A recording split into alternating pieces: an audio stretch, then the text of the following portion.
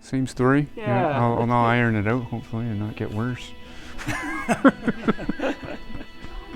Same story, only this time better, okay? Yeah.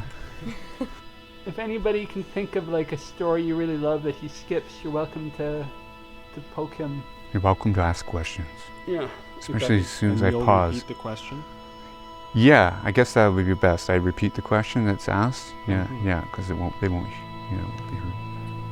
Starting back in Toronto, tell us the story of how this all happened. How I got here, yes. Well, I started out by building airplanes in Toronto, and wasn't enjoying that. And also in the automotive sector, and so I was looking for a career change. And at that time, I was really looking for a clear sign, what I should be doing with my life. I was being drawn to the healing arts and out of manufacturing, but at the same time, I was having fabulous success in manufacturing, so it was quite a difficult decision to make to go into being a massage therapist from that. But that's the direction I was going, so I went off on a vision quest and came out west to fast for 4 days and sit at the top of a mountain and wait for a clear answer. And on my way to get my final things together to go off on that vision quest, that's when I was hit by a car while riding a bicycle. And skull was fractured, and I woke up in the hospital and didn't know my name or where I was from, what year it was, or what I used to do for a living, for that matter. And so the answer to my vision quest couldn't be more clear. I will then work in healing, mine, and it'll take a long time. So I was in rehab for the next 5 years, full time, until the court case settled. Because it was a car accident, there's lawyers involved and private investigators following you around, taking pictures of you while you do your rehab. So, but at some point, very early on, I decided I needed to take up dance. I had been doing Tai Chi prior to the accident, but dance was something I thought, it was just an intuition. I needed to do something that was fun, lighthearted, and good for my balance, because I had such a balance compromise, especially on my left side. So that's why I started dancing. And shortly after that, my chiropractor said to me, you just keep doing what you're doing. You're healing faster than anybody's realistic expectations. So just keep doing what you're doing.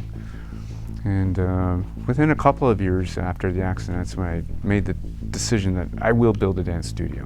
When this is all over, I'll make a dance studio. So that's what I started to do in 2002, was head out west and look for a place to build a studio. And for many reasons, I got driven towards Lasqueti Island, but most notably it was because there's no building inspectors here, so I could do whatever I wanted, and that appealed to me. I wanted to experiment in design and construction. I had no idea how big it was going to be at the time. This is all improvised, so I thought I needed a place just for a few friends to come and dance, and we would do some Tai Chi. But then it just kept getting bigger and bigger as I was building it and redesigned, to the point where, now it's a 10,000 square foot building, 1,000 square meters. And 30 people are here this week from all over the world. We're in the midst of a 6-week-long residency for experienced dancers in contact improvisation. And people have come from long ways to come and play with us here. And I'm quite honored. And today is one of those days. We don't do this particular thing often, but stuff like it.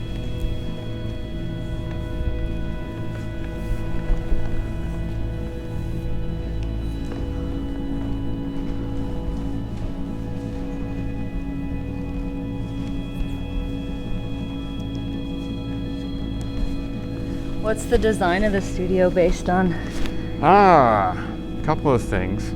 It is very organic, but there is a painting of a bridge from 12th century China called the Rainbow Bridge, and that's what I designed the truss system off of.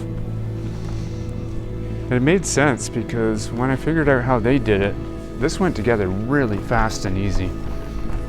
And the building didn't get completed until an hour before the first workshop started, but people came from all over and they had no idea what they were coming to. there was no photographs of the building yet, so they just registered to do a dance workshop. And there was a full group. It was over 25 people. And then the building was revealed. Now, because of the internet, people see photographs of it everywhere. The studio's famous. I remain anonymous.